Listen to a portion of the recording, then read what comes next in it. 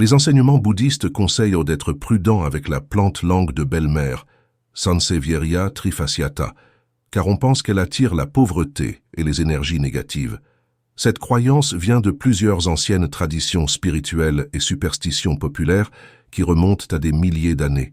La langue de belle-mère est une plante vivace, robuste et facile d'entretien. C'est pourquoi elle est très courante dans les foyers du monde entier. Cependant, son apparence rigide et pointue, semblable à de longues lames tranchantes, est considérée comme un symbole de disputes acharnées, de coupures d'énergie et de sentiments négatifs au sein de la maison.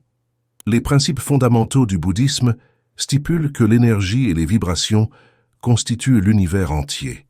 Une fréquence vibratoire unique émane de tout, y compris des êtres vivants et des objets inanimés. Cette croyance ancienne s'applique également aux plantes, souvent considérées comme bénéfiques ou nocives en raison des énergies subtiles qu'elles libèrent.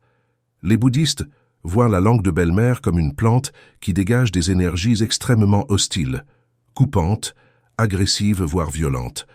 Son apparence rigide et hérissée est considérée comme le reflet de l'énergie piquante, obstructive et combative qu'elle prétend rayonner dans son environnement. Les moines et praticiens bouddhistes disent que la présence de cette plante à la maison peut provoquer de nombreuses querelles familiales, des bagarres fréquentes avec les proches, des disputes houleuses entre les époux, et même provoquer une pauvreté financière subtile mais persistante. On pense que les feuilles longues, raides et pointues de la langue de la belle-mère transmettent une énergie tout aussi épineuse, obstructive et combative. Cette vibration apparemment contradictoire nuirait aux finances et au bien-être général de la famille, empêchant la circulation harmonieuse de la richesse, de la prospérité et de la bonne énergie dans la maison. Dans le folklore et les superstitions populaires orientales, la langue de la belle-mère est fortement associée aux belles-mères autoritaires, contrôlantes, exigeantes et conflictuelles, ainsi qu'aux problèmes financiers. On pense qu'avoir cette plante à la maison représente une division familiale, des problèmes interpersonnels et des disputes fréquentes, en particulier avec des belles-mères effrayées.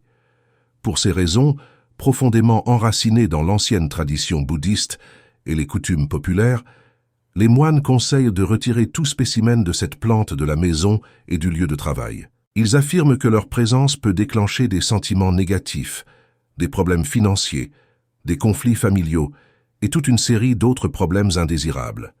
Les bouddhistes conseillent plutôt de cultiver des plantes qui représentent l'harmonie, la paix, la prospérité, l'amour et l'abondance dans le corps humain.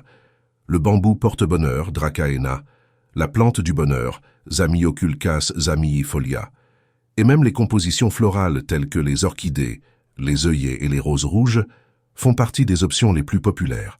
Par exemple, la plante du bonheur est hautement vénérée dans le bouddhisme et dans de nombreuses autres traditions spirituelles orientales.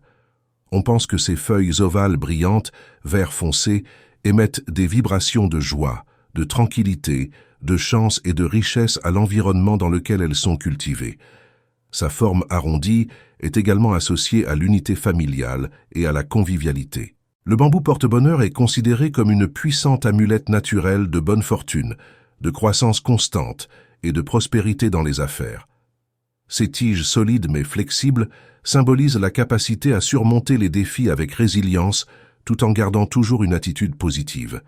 Le bambou est l'un des symboles les plus récurrents dans la culture bouddhiste car il dégage des vibrations de force intérieure, de persévérance et d'adaptabilité, même face à la plus grande adversité. Les bouddhistes conseillent également de cultiver des compositions florales à l'intérieur, comme des orchidées, des tournesols et des œillets rouges, en plus de ces deux options bien connues. Les enseignements traditionnels disent que les couleurs vibrantes et les doux arômes de ces fleurs éveillent des sentiments de joie, de beauté, de renouveau et d'abondance. On pense que les roses rouges sont une source naturelle d'énergie aimante, romantique et passionnée. Il existe une croyance selon laquelle avoir un vase de roses à la maison renforce les liens familiaux, améliore le mariage et augmente la complicité et l'unité entre les membres. Sa vitalité vibrante et parfumée peut être vue comme une exaltation des forces les plus pures de l'amour et de la passion. D'autre part, les orchidées sont associées à la fertilité, à la sensualité et à l'intuition féminine.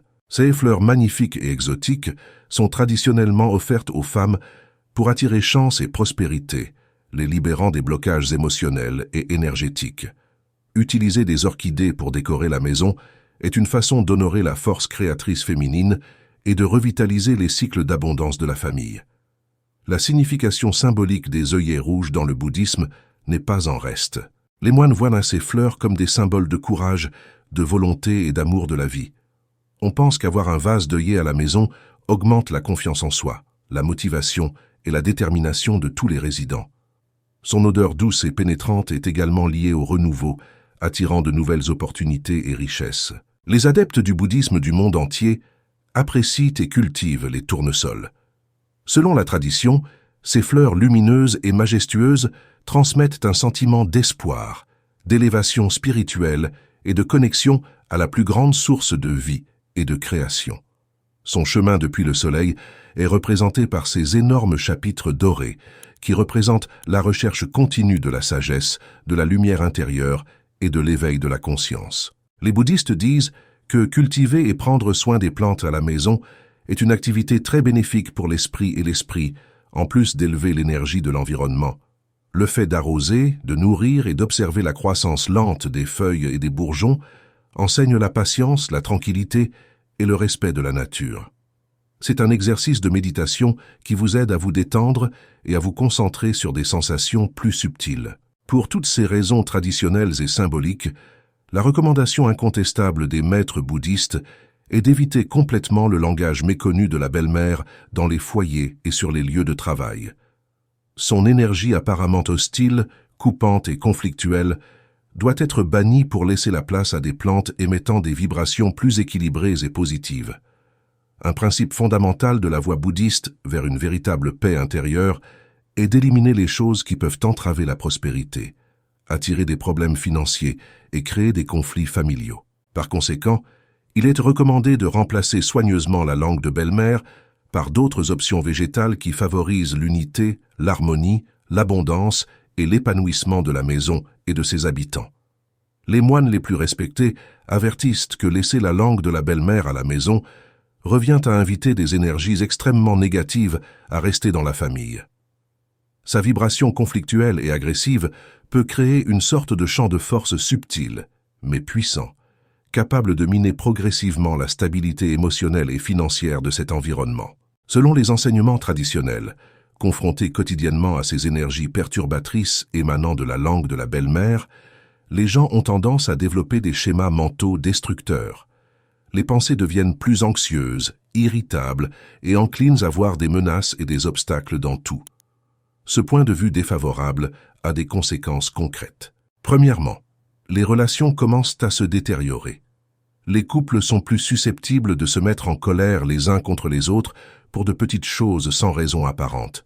De plus, les enfants deviennent plus agités et agressifs. Les membres de la famille se disputent souvent pour des choses insignifiantes. Une atmosphère générale de tension et de stress envahit la maison, contaminant tout. Ensuite, des difficultés commencent à surgir dans la vie professionnelle et financière. Les problèmes mineurs sont considérés comme des catastrophes majeures.